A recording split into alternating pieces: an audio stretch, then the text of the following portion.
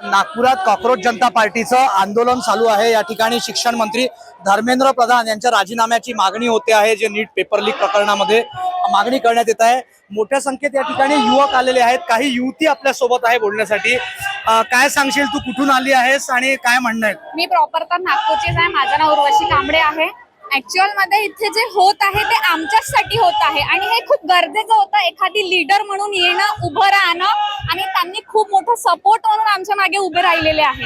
कोणी ना कोणी तर असं पाहिजेच होतं आमच्यासाठी की कोणी ना कोणी आमच्यासाठी कार्य करणार, म्हणून त्यांनी सहकार्य म्हणून ते उभे झाले। त्यांच्यासाठी मी खूप मोठा थँक्यू बोलत त्यांना की आमचं सपोर्ट सिस्टम म्हणून आलेले आहेत। आणि असं नाही की फक्त नीटचाच पेपर लीक होतो, बाकी सगळे आहेत, बाकी सगळे पेपर लीक होतात। त्याच्यासाठी आम्हाला असं वाटतं की कोणीतरी लीडर म्हणून उभा आहे आणि आमच्या सहकार्यासाठी उभा आहे।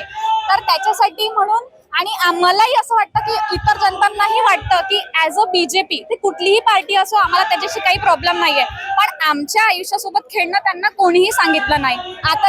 आता बाकी न्यूज चॅनल आहेत ते तर मला वाटत नाही की ते काही कुठले कार्य करत आहेत म्हणून, पण जे नीटच्या पेपर नंतर लीक झाल्यानंतर जे लोक मेले, जे स्टुडंट मेले, त्याच्यासाठी कोणीच काही टेलिकास्ट केलेलं नाही आहे आणि त्यांच्यासाठी तर काही सपोर्ट म्हणून आहेच नाही ना।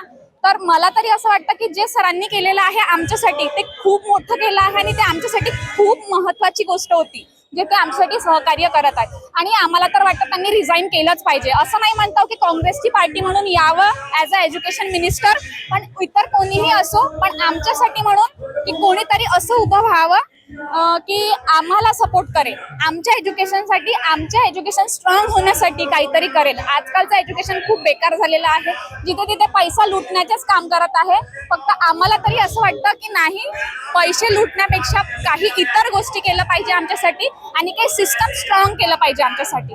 एवढं तुला काय वाटतं? मला पण असंच वाटतं की हा प्रोटेस्ट बरोबर आहे आपल्यासाठी, कारण जे आता पेपर फुटीचे ते प्रकरण सुरू आहे त्यांच्यामुळे खूप मुलांनी आत्महत्या केली आहे नीटची, तर हे बरोबर आहे, जे करत आहेत ते सर्व बरोबर आहे। तू काय शिकतेस? मी MPSC करते। आपण बघितलं या ठिकाणी MPSC करणाऱ्या विद्यार्थिनी सुद्धा आहे। काय सांगाल, आपण इथे आलेला? मी लॉ फायनल इयरला आहे आणि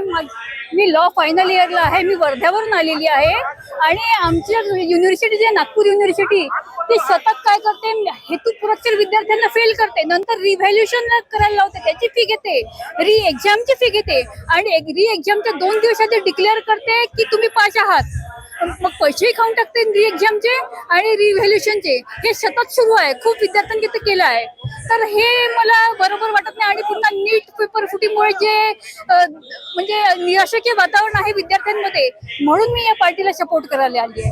नक्कीच आपण या ठिकाणी बघितलं, महिला युवती मोठ्या प्रमाणात या ठिकाणी आंदोलनामध्ये सहभागी होण्यासाठी आलेले आहेत। नागपूरहून कॅमेरामॅन मंगेश हस्तकसह योगेश पांडे, मुंबई तक।